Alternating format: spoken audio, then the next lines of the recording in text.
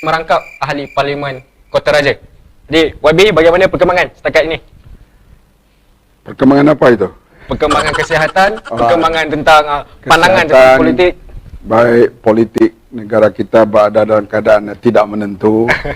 Sebab kerajaan yang ada inilah kerajaan yang tidak dipilih oleh rakyat dan uncertain dari sudut keabsahan mereka dalam parlimen. Jadi semuanya kita berada dalam keadaan yang tidak menentu. Yang paling parah sekali sekarang ini ialah keadaan rakyat jelata yang hilang pekerjaan, yang perniagaan mereka merosot, dan keadaan ekonomi yang begitu mencemaskan kita semua, rakyat Malaysia sekarang ini. Baik. Bener juga ya.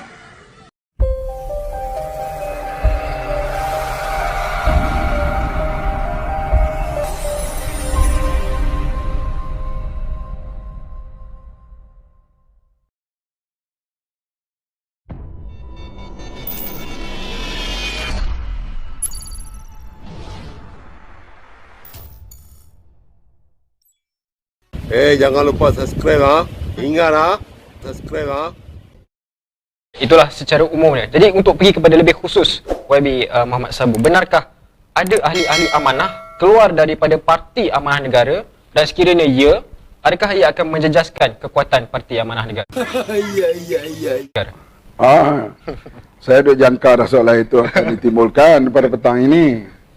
Sebenarnya parti-parti politik yang hebat ini mengalami pergolakan, ahli meninggalkan, ada yang keluar, ada yang masuk, kemudiannya itu adalah perkara biasa. Kita ambil sedikit sejarah. UMNO baru ditubuhkan dahulu. Mereka diuji dengan keluarnya seorang tokoh yang menubuhkan UMNO, iaitu Datuk On. Dan beliau pula menubuhkan Parti Negara, dan dalam pilihan raya menghadapi Perikatan dan partinya, bekas partinya sendiri UMNO. Dan UMNO terus berkembang selepas itu dengan tokoh pergi dan datang. Saya ambil yang besar-besar saja. Di antaranya berlaku pemecatan terhadap Datuk Seri Anwar Ibrahim yang menimbulkan satu gelombang penentangan terhadap UMNO dan Barisan Nasional. Ada anak-anak muda UMNO pada waktu itu meninggalkan UMNO dan menyertai Parti Keadilan dan menjadi pembangkang, dan di antara juga menyertai Parti Islam Malaysia. Kemudian lebih hebat lagi, Tun Dr. Mahathir keluar daripada UMNO dan menjadi penentang utama kepada Kerajaan Barisan Nasional, kepada pimpinan UMNO, sama ada Najib Tun Razak atau sebelum itu Abdullah Badawi, tapi paling ketara di zaman Najib Tun Razak. UMNO survive atau tidak sampai hari ini, sama-samalah kita lihat dan kita renung. Kalau kita lihat parti seterusnya ialah parti PAS. Di awal kita kata bahasa yang paling mudah, setahun jagung umur PAS. Berlaku pergolakan hebat, iaitu bila Tuan Guru Haji Ahmad Fuad meninggalkan parti PAS pada waktu itu, dan PAS kemudiannya dipimpin oleh Dr. Haji Abbas Alias. Sampailah ianya terus berkembang, dan di puncak kehebatan PAS waktu itu, PAS pula ditinggalkan oleh Panglima Jihadnya, iaitu Hassan Adli, Datuk Hassan Adli. Kemudian yang besar-besar yang saya ambil ini, yang paling besar lagi ialah bekas Presiden PAS sendiri meninggalkan PAS dan menubuh parti lain, iaitu Datuk Asri Haji Muda. Begitu juga pimpinan PAS yang lain menubuhkan berjasa, seperti bekas Menteri Besar Kelantan, Datuk Muhammad Nasir, dan esko-esko Kerajaan Negeri Kelantan pada waktu itu meninggalkan PAS. Apakah PAS mati pada waktu itu? Tuan-tuan dan puan-puan jawablah sendiri. Kemudian diikuti pula dengan keluarnya naib Presiden PAS, iaitu Ustaz Nakai Haji Ahmad, seorang naib Presiden yang popular, yang dianggap seorang yang boleh menulis dan berbagai rencana dan mengupas teori-teori politik, meninggalkan PAS. Dan PAS terus bergerak, terus hadapi pilihan raya, berkembang terus, sehinggalah berlaku pergolakan yang besar pada 2015, di mana beberapa orang pimpinannya meninggalkan parti itu dan menubuhkan Parti amanah negara. Kita lihat rakan kita dalam Pakatan Harapan, Parti Keadilan, yang ditubuhkan di atas gelombang reformasi. Dan mereka menyertai pilihan raya pada tahun 1999, di mana mereka berjaya mencapai kemenangan 5 kerusi parlimen dan beberapa DUN. Tetapi pada tahun 2004, Keadilan hanya mencapai kemenangan 1 kerusi parlimen sahaja di Pematang-Pau. Kemudian pemimpin-pemimpin mereka pula meninggalkan Parti Keadilan. Di antaranya mereka yang bertaraf naik presiden, seperti Zainul Zakaria, seperti Dr. Chandra Muzaffar.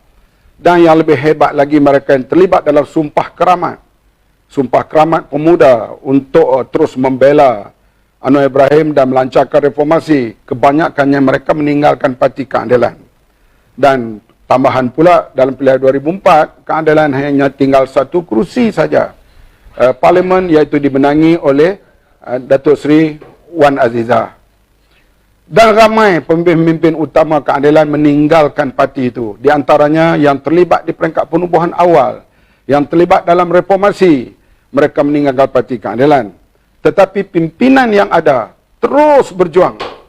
Terutama sekali Datuk Seri Wan Azizah dan rakan-rakannya dengan rakan-rakan yang lain, dan Datuk Seri Anwar Ibrahim pula kebanyakannya masanya dihabiskan dalam penjara. Mereka terus membawa obor keadilan. Sehingga pada tahun 2008, Keadilan mencapai kemenangan yang agak besar dan menguasai memerintah negeri bersama Pakatan Rakyat di Selangor, di Pulau Pinang, di Kedah dan beberapa tempat yang lain. Di kemenangan yang besar dicapai oleh Parti Keadilan, hasil istiqamah khasnya pemimpin utamanya, iaitu Datuk Seri Wan Azizah dan rakan-rakannya, termasuklah Dr. Saiful Ali dan lain-lain lagi. Banyaklah kalau saya nak namakan satu persatu. Kemudian diikuti dengan pilihan raya 2013 dan 2018, Keadilan mencapai kemenangan kerusi yang paling banyak, single block parti yang terbesar pada waktu itu sebelum Azimin Ali dan rakan-rakannya meninggalkan Parti Keadilan. Ini sejarah Parti Keadilan yang sekarang mereka ada ahli parlimen yang ramai, lebih daripada 38 orang. Kemudian pula mengetuai pentadbiran di Negeri Sembilan dan juga mengetuai pentadbiran di Selangor. Amanah inilah satu parti yang baru dilahirkan hasil daripada pergolakan dalam PAS. Lahirlah Parti Amanah pada 16 September 2015. Kemudian parti ini terus menerima ahli-ahli baru. Kebanyakannya bekas ahli-ahli PAS, kemudian diikuti dengan orang ramai yang lain. Orang Islam yang paling ramai dan bukan Islam di sekitar 15% dalam parti ini. Kemudian Parti Amanah dalam usia yang muda terus menghadapi pilihan raya kecil, terutamanya di Sungai Besar dan diikuti dengan kemudiannya di Kuala Kangsar.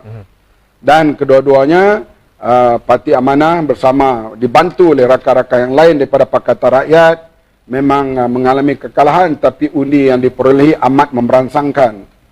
Dalam usia yang muda itu, Amanah juga bertanding dalam pilihan raya Sarawak, di mana kita bertanding 13 kerusi, 9 kerusi hilang wang pertaruhan, 4 saja tidak hilang. Satu parti baru, dan kita bertanding di situ untuk memberitahu bahawa Amanah hadir dalam arena politik Malaysia. Dalam usia tak sampai 3 tahun, kita dihadapkan dengan pilihan raya umum. Kali ini Amanah bergabung dengan rakan-rakan yang lain, rakan kita yang lama, iaitu Parti Keadilan DAP, dan rakan baru, iaitulah Parti Bersatu, pimpinan Tun Dr. Mahathir Mohamad. Kita membentuk Pakatan Harapan. Dalam usia yang begitu muda, pilihan raya pada tahun 2018, keputusan mengejutkan, di mana Pakatan Harapan mencapai kemenangan. Tun Mahathir dilantik menjadi Perdana Menteri, dan Amanah diberi peranan yang cukup hebat bersama rakan yang lain, DAP dan Keadilan. Di antaranya kita diberi untuk mengepalai 5 kementerian, 5 menteri, timbalan-timbalan menteri. beberapa orang senator menjadi ketua menteri di negeri Melaka dan exco kerajaan negeri di Johor, di Negeri Sembilan, di Selangor, di Perak dan juga di Kedah. Bagi saya, parti yang berusia 3 tahun mendapat posisi yang sebegitu rupa satu keadaan yang mengejutkan. Di mana kalau lihat parti-parti lain PAS sendiri nak capai satu kedudukan, nak jadi menteri dan sebagainya hanya bergabung dengan perikatan pada tahun 73. Kemudian backdoor government pada tahun 2020. Keadilan sendiri terpaksa berhempas pulas begitu lama sehinggalah pada tahun 2018 di bawah Pakatan Harapan mencapai kemenangan. DAP pun begitu juga. Mereka bertarung begitu lama. Paling tinggi mereka capai menjadi Ketua Menteri Pulau Pinang. Tapi di pangkat federal jauh sekali. Tapi pada tahun 2018 mereka juga berjaya bersama dengan Pakatan Harapan membentuk kerajaan. Dengan tanpa kita ulas sebab-sebab kerajaan itu jatuh, kita dah bercakap banyak kali dah. Bila kerajaan Pakatan Harapan tumbang dan Tan Sri Mahyudin Yassin angkat sumpah sebagai Perdana Menteri pada bulan Mac yang lalu, kita hilanglah kuasa di peringkat federal. Hilang kuasa di Johor, hilang kuasa di Melaka, hilang kuasa di Perak, hilang kuasa di Kedah.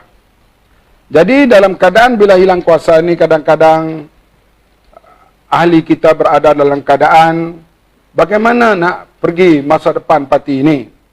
Ada yang rasa terkejut bila hilang kuasa. Bagi mereka orang-orang lama yang dulunya PAS, kabar adalah amanah, mereka biasa hilang kuasa, biasa tak ada kuasa. Jadi bila hilang kuasa bagi mereka hanya mereka kembali kepada asal. Mereka boleh behave tentang bagaimana berperanan kalau tidak berkuasa. Tapi ada orang-orang kadang-kadang yang bila hilang kuasa, dia macam berasa menggelabah. Karena kalaulah dia biasa menjadi exco misalnya, tiba-tiba hilang exco. Bagaimana kedudukannya? Maka dia cari parti yang boleh menyambung untuk hidup seperti yang dia alami semasa jadi exco. Ada juga yang berangan nak pegang jawatan yang lebih tinggi. Adun biasa nak jadi exco, tiba-tiba tak dapat. Dia akan berasa kehilangan. Ini adalah perkara biasa, perkara lumrah dalam mana-mana parti politik. Bagi saya melihat pergolakan yang berlaku dalam parti UMNO, melihat pergolakan yang berlaku pada PAS, melihat sejarah Parti Keadilan yang sekarang ini mempunyai ahli parlimen yang ramai, bahkan presidennya disebut bakal Perdana Menteri. Mereka lalui tribulasi parti ini begitu lama dan getir dan payah. Dan amanah bagi saya apa yang kita lalui sekarang, seorang dua meninggalkan parti itu adalah terlalu kecil lah untuk kita lalui pada masa yang akan datang. Kita yang pentingnya, pimpinan yang ada kena terus, bahasa yang sering kita guna, istiqamah. Dengan konsep yang kita bawa, iaitulah peduli, amanah dan progresif. Islam rahmatan lil alamin. Terus kita kumandangkan, insyaAllah amanah mempunyai masa depan yang cemerlang. Itu keyakinan saya. Baik. Mantap. Baik, kalau kita melihat naratif sekarang ini, di mana apabila ada seorang dua adun daripada Parti Amanah Negara yang keluar daripada parti, bertindak keluar daripada parti, dan disebabkan mereka adalah pemimpin-pemimpin adun di peringkat negeri, maka ada juga ahli yang menokong mereka. Jadi kebanyakan ahli ini mengkritik bahawa pimpinan Parti Amanah Negara lambat untuk menyatakan pendirian. Sebagai contoh, pendirian sama ada menokong Tun atau menokong Anwar. Adakah ini naratif yang sepatutnya Parti Amanah? Itu tak ada. Kalau dalam parti lain, yang meninggalkan parti itu, presidennya sendiri, Datuk Asri. Yang meninggalkan parti itu, naik presiden Ustaz Nakai. Yang meninggalkan Parti Keadilan dulunya ialah naik presiden. Yang meninggalkan UMNO itu ialah Datuk On.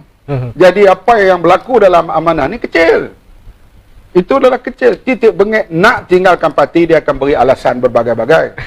Kalau Tun Mahathir bangun menentang partinya sendiri UMNO, dia bagilah alasan-alasannya. Kalau Datuk Hassan Adli, bila PAS mengumumkan keluar daripada Barisan Nasional, dia tak keluar. Dan dia adalah hujah-hujahnya. Artinya nak keluar amanah pun dah hujah, nak masuk pun dah hujah. Bagi saya hujah-hujah tu saya tak mau jawab apa-apa sebab banyak hujah. dalam kalau rakan-rakan daripada keadilan tu yang meninggalkan keadilan, ada hujahnya. Dan rakan-rakan daripada UMNO meninggalkan UMNO, ada hujah. Dan rakan-rakan yang meninggalkan amanah, dia kena tanya dia, banyaklah hujahnya. Tapi bagi kita, pemimpin ada akan terus memberi keyakinan, dan ramai lagi sekarang ni orang yang sedang memerhati dan akan menyertai parti amanah. Yang nak meninggalkan tu kita tak boleh buat apa. Kalau kita kata macam dulu kami dalam pimpinan PAS, Ustaz Nakai nak meninggalkan PAS, tentu dia ada hujah sebab dia seorang pemimpin yang bijak, bukan sebarang orang. Tapi hujah-hujahnya itu adakah diterima oleh ahli PAS pada waktu itu? Itu soal lain. Begitu juga sekarang ni yang mengatakan kita ni mirip Mahathir lah, mirip Anwar lah, mirip Tengku Razali lah, mirip Ling Siang kan. Dia boleh hujah apa-apa pun. Tapi yang paling pentingnya, kita dalam Pakatan Harapan. Baik, jelas. Berbincang dan membuat keputusan bersama. Baik, jelas. Bagaimana pula pandangan YB tentang perkembangan parti-parti utama di Malaysia seperti UMNO, PAS dan Keadilan? Saya tak mau ulas parti lain secara panjangnya, tapi saya yakin amanah parti masa depan. Sebab Islam progresif, peduli, amanah ini adalah konsep ini, inklusif, adalah amat perlu dititik beratkan.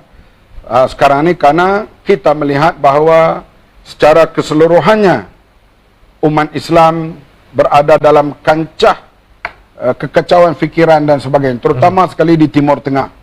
Boleh dikatakan gagal dalam perjuangan umat Islam sekarang ini. Mereka boleh diadu domba, mereka boleh diporak-poranda, mereka boleh sampai ke peringkat membunuh sama sendiri akibat daripada ketidakketentuan arus yang dibawa oleh pimpinan-pimpinan parti ataupun gerakan-gerakan Islam itu. Sebab itu kita pergi kepada rahmatan lil alamin, dan saya nampak ia berkembang begitu pesat dan baik di Indonesia sekarang ini, dan sudah tentu dia akan merebak ke Malaysia.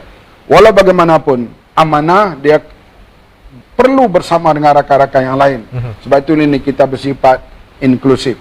Masa depan amanah adalah cemerlang. Saya kata tadi, gangguan seorang dua yang meninggalkan parti itu tidak menjejaskan langsung hala tuju kita pada masa akan datang.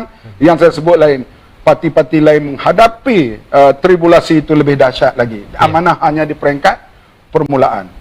Siapa lagi yang akan keluar masa depan kita tidak tahu. Harap presidennya tidaklah. Baik YB, berkenaan dengan parti-parti besar yang saya sebut tadi seperti UMNO dan Keadilan, apakah perlu untuk Grand Coalition? Kerana dalam politik ini tiada yang mustahil. Jadi apa respon YB tentang kita Grand sekarang Coalition? ni kita dah buat Grand Coalition dalam pilihan yang lepas, iaitu Pakatan Harapan dan badan-badan NGO yang lain. So Grand Coalition kita ini berjaya, kita mengalahkan Barisan Nasional. Grand Coalition ini juga sekarang ni cuba diterokai oleh lawan kita. Kita pun tak tahu Perikatan Nasional kah, Mufakat Nasional kah, sebab statement mereka berubah setiap hari dan petang.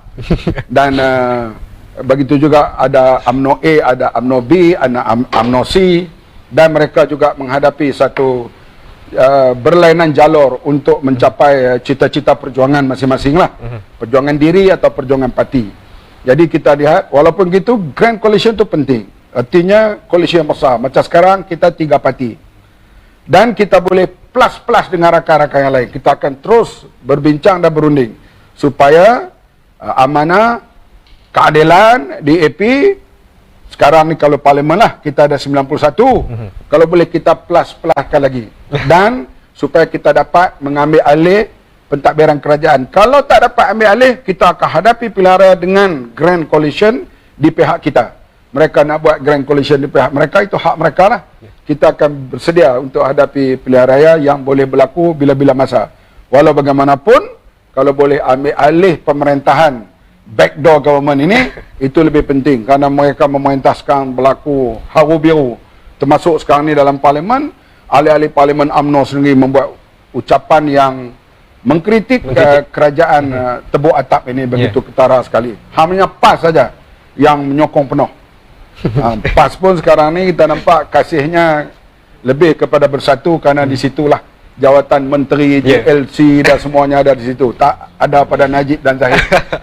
Itu hak mereka lah nak pilih siapa. Tapi kita kena kukuh dengan Pakatan Harapan dan plus-plus yang akan kita cari rakan. Kita tak mau kurangkan rakan. Baik, YB, sebagai Presiden Parti Amanah Negara, bagaimana YB mendefinisikan konsep amanah, progresif peduli?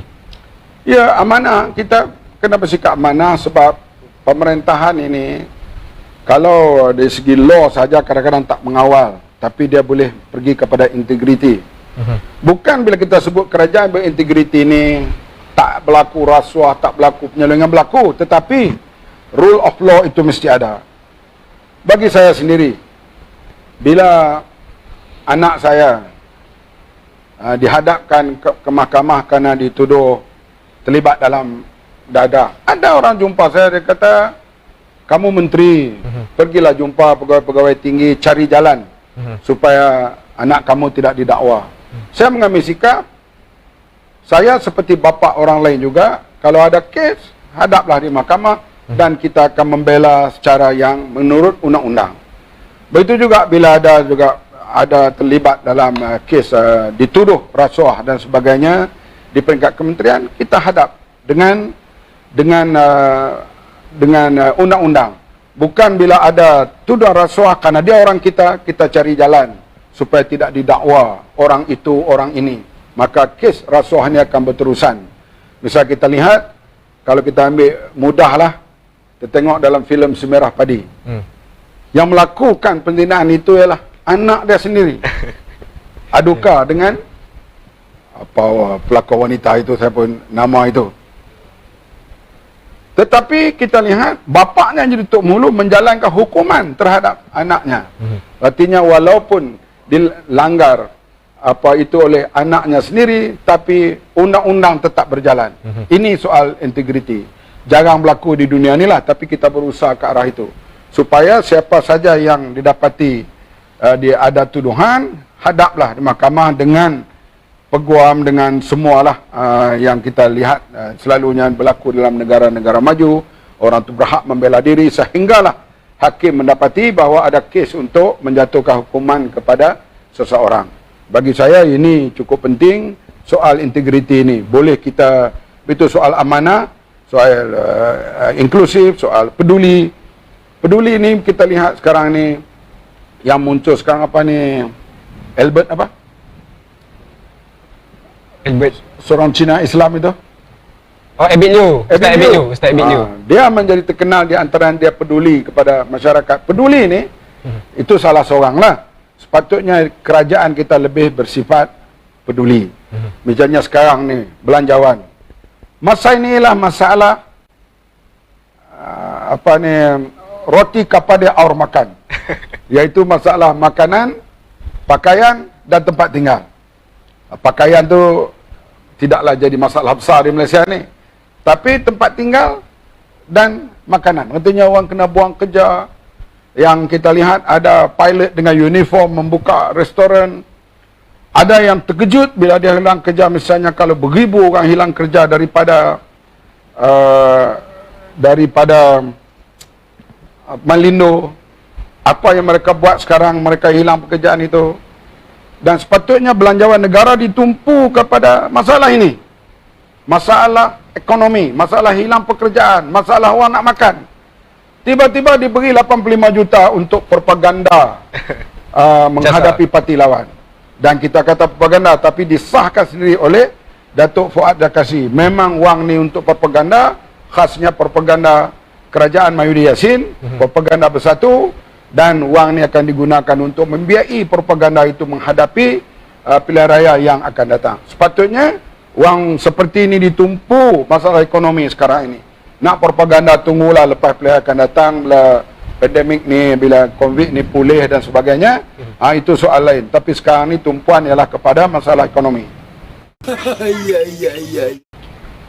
Baik, selepas PRU 14 Pakatan Harapan melalui Kementerian Agama, Dr. Mujahid Yusof Rawoot telah membawa konsep Rahmatan lil Alamin. Inilah gagasan yang diwawarkan oleh Parti Amanah Negara. Jadi selepas Pakatan Harapan telah dikhianati dan timbullah kerajaan yang ada sekarang, Kerajaan Perikatan Nasional atau Muafakat Nasional dan sebagainya, dari pandangan YB, bagaimana kerajaan sekarang mempraktikkan gagasan Rahmatan lil Alamin ini? Rahmatan lil Alamin itu memanglah tugas yang paling utama ada kepada Jabatan Perdana Menteri dan Menteri Agama. Tapi kita gelombangkan perkataan itu sebelum daripada kita berjaya memerintah lagi. Tapi Menteri Agama telah berjaya meletakkan asas dan diterima oleh negara di mana Duli Yang Maha Mulia Seri Paduka Baginda Yang di-Pertuan Agong dalam ucapan peresmian parlimen menyebut soal rahmatan lil alamin ini. Satu konsep yang cuba kita jalankan, tapi dalam masa 1 tahun kerajaan ini jatuh, maka konsep itu sekarang ni tidak lagi dilanjutkan. Walau bagaimanapun, ia adalah konsep yang disebut oleh Parti Amanah. Kita akan terus terangkan dari masa ke semasa. Kita tidak mau bila orang melihat Islam, orang terbayang ISIS. Orang melihat Islam, orang terbayang sembelih orang. Orang melihat Islam, orang terbayang musnahkan tempat-tempat sejarah di Iraq, di Syria dan sebagainya. Jadi kita perlu divertkan perkara itu. Bila melihat Islam, rahmat untuk semua. Ini yang memang kerja ni susah, bukanlah senang. Barangkali nak capai kejayaan entah bila. Tapi kita letak asas-asas ini supaya orang akan melihat Islam itu satu rahmah. Bukan orang melihat Islam itu satu benda yang menakutkan. Sehingga sekarang orang melihat negara yang mempelopori akhlak Islam, 10 negara yang terbaik, tak ada satu pun lagi negara Islam. Artinya negara rahmah, orang melihat New Zealand, orang melihat Finland, orang melihat Denmark, orang melihat Sweden. Kenapa orang tak melihat di negara-negara Arab? Karena di sana Islam yang dilihat tidak ada rahmah. Penjarakan orang tanpa bicara. Bicara hari ini, bunuh besok. Jadi senang, tapi negara barat pula melindungi negara-negara ini karena mereka nak gambarkan inilah dia Islam supaya mereka dapat monopoli tamadun dunia ini. Ini pada pandangan-pandangan barat. Ya, baik, jelas sekali daripada YB Haji Muhammad Sabu selaku Ketua Parti Amanah Negara, Presiden Parti Amanah Negara merangkap Ahli Parlimen Kota Raja. Jadi diharapkan perkongsian daripada YB Muhammad Sabu boleh membuka mata, mencelikkan minda ahli-ahli parti sendiri mahupun lawan ataupun rakan parti coalition yang berada dalam Pakatan Harapan. Baik, kepada sidang penonton jangan lupa follow, like dan share Facebook page Next Step Malaysia untuk dapatkan sebarang informasi terkini tentang berita-berita politik tanah air dan antarabangsa. Sebelum itu, terima kasih banyak pada YB Haji Muhammad Sabu kerana sudi bersama-sama dengan Next Step Malaysia. InsyaAllah kalau boleh kita minta supaya YB banyak lagi turun ke sini untuk terus berkongsi isu-isu semasa. Saya pasti ramai penonton-penonton Next Step Malaysia yang sekarang sedang mengikuti. Baru-baru ni kita ada buat debat di sini antara UMNO siswa dan mahasiswa keadilan tentang respon tentang belanjawan. Jadi debat itu telah mendapat perhatian ramai sehingga kan YB Sheikh Saddiq turut menonton debat live tersebut. Jadi diharapkan supaya sidang penonton juga jangan lupa untuk terus mengikuti informasi terkini dari Next Step Malaysia. Sekian saja untuk petang ini Next Step Response yang dibawakan oleh Next Step Malaysia. Sekian, salam hormat. Assalamualaikum. Bener juga ya.